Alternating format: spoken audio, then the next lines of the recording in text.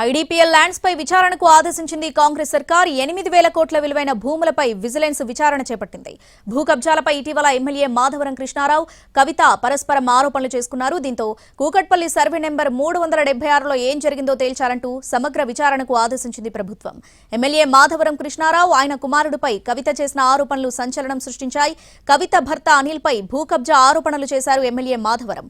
మొత్తానికి సంచలనంగా మారిన ఈ వివాదంపై విచారణ షురూ అయింది.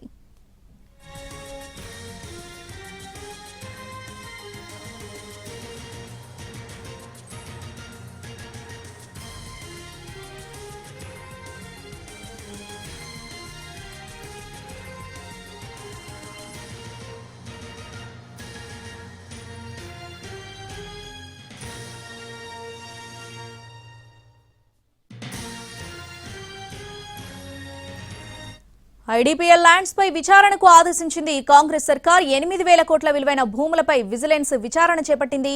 భూ కబ్జాలపై ఇటీవల ఎమ్మెల్యే మాధవరం కృష్ణారావు, కవిత పరస్పరం ఆరోపణలు చేసుకున్నారు. దీంతో కూకట్పల్లి సర్వే నెంబర్ 376లో ఏం జరిగిందో తేల్చాలంటూ సమగ్ర విచారణకు ఆదేశించింది ప్రభుత్వం.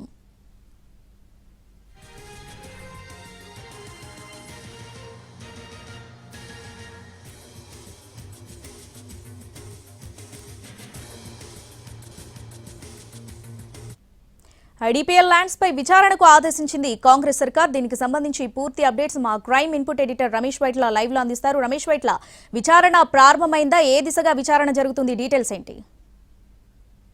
IDPL survey number 376 Kukkadapalli survey number 376లో మొత్తంగా ఐడీపీఎల్ భూములకు సంబంధించి ఇప్పుడు రాజకీయ దుమారం చెలరేగుతుంది. అయితే ఈ రాజకీయ దుమారం సంబంధించినట్లయితే అటు మాధవరం కృష్ణారావు కావచ్చు, లేకుంటే కవిత కావచ్చు, వీళ్ళిద్దరి మధ్య కూడా తీవ్ర స్థాయిలో ఆరోపణలు జరుగుతున్నాయి, ప్రత్యారోపణలు చేసుకున్నారు. వీళ్ళిద్దరు చూస్తే ఒకరు ఆ భూములు అన్యాక్రాంత చేస్తారని ఒకరంటే, ఒకరు ఆ భూములు కబ్జా చేస్తారని మరొకరు ఆరోపిస్తున్నారు.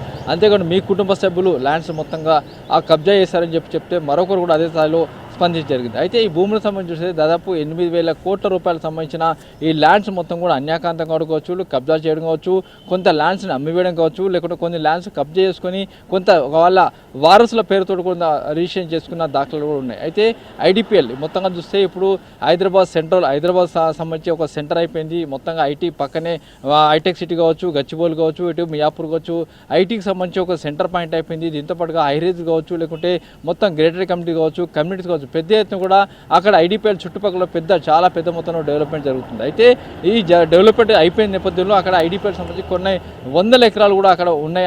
ఆ ల్యాండ్ సంబంధించి చూసినట్లయితే ఇక గతంలో నుంచి కూడా ఆ భూమి మొత్తం అన్యాకాంతం అయిపోయిన కొంత భూముల్ని అటు హౌసింగ్ బోర్డు తీసుకుంటే మరికొన్ని భూములు కూడా అప్పటి ప్రభుత్వాలు కూడా కొన్ని విక్రయించేందుకు వేలంపాట్లు ఇవ్వడం జరిగింది. కొన్ని ప్రైవేటు సంస్థలు కూడా ఇవ్వడం జరిగింది. అయితే ఆ తర్వాత చూసినట్లయితే కొన్ని భూములు దాదాపుగా కొన్ని భూములు కూడా కబ్జా గురి కావడం జరిగింది. అయితే కబ్జా చేసిన వాళ్ళు చాలా వరకు రాజకీయ నాయకులు ఉన్నారు, వాళ్ళ వారసులు అని చెప్పి రాజకీయ నేతలు ఆరోపణలు ప్రత్యారోపణలు జరుగుతున్నాయి.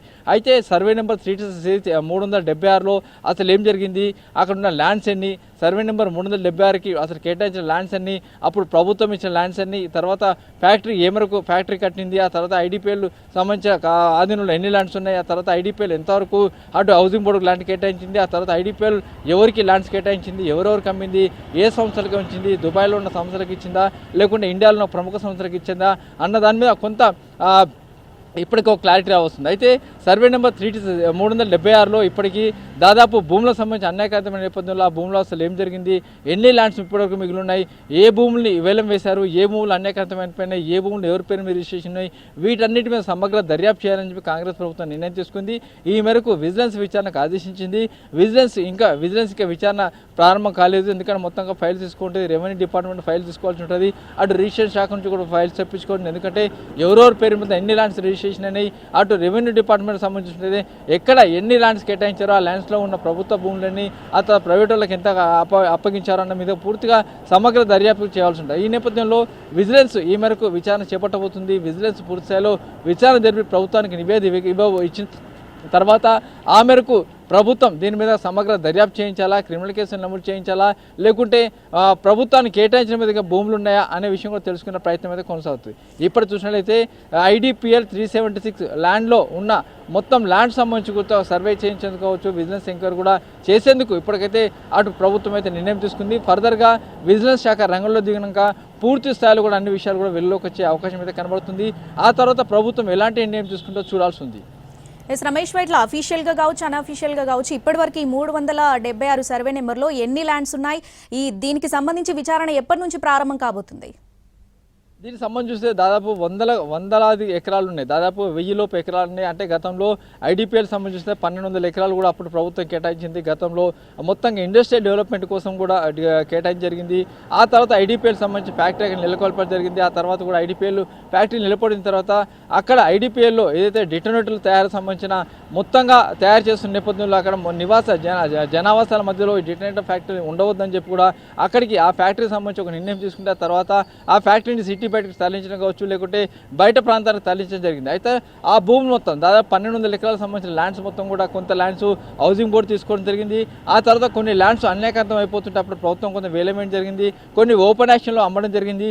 ఆ తర్వాత చాలా వరకు భూములు అలాగే ఉంటే అక్కడ పూర్తిగా అన్యాక్రాంతం దాదాపుగా రాజకీయ నేతలు కావచ్చు, లేకుంటే చిన్న చిన్న నాయకులు కావచ్చు, కొంత పారిశ్రామికవేత్తలు కావచ్చు, ఆ భూములు మొత్తం కూడా కబ్జా చేయడం జరిగింది. అయితే ఆ భూములు కబ్జా వెనకాల ప్రస్తుత ఎమ్మెల్యే మాధవరం కృష్ణారావు కావచ్చు ఉన్నారని చెప్పి కూడా అటు ఎమ్మెల్సీ కవిత కూడా ఒక ఆరోపణ చేసింది. కవిత మీద అంతే స్థాయిలో కూడా మాధవరం కృష్ణ కూడా ఆరోపణ చేయడం జరిగింది. కవిత భర్తనే పూర్తిగా ల్యాండ్స్ కబ్జా చేశాడు, ల్యాండ్స్ అమ్ముకున్నాడని కూడా చెప్పడం జరిగింది. అయితే ఆ ల్యాండ్ సంబంధించి సమగ్రంగా ఒక దర్యాప్తు చేసి ఒక విజిలెన్స్ ఎంక్వైరీ చేయాలని చెప్పి ప్రభుత్వం తీసుకుంది.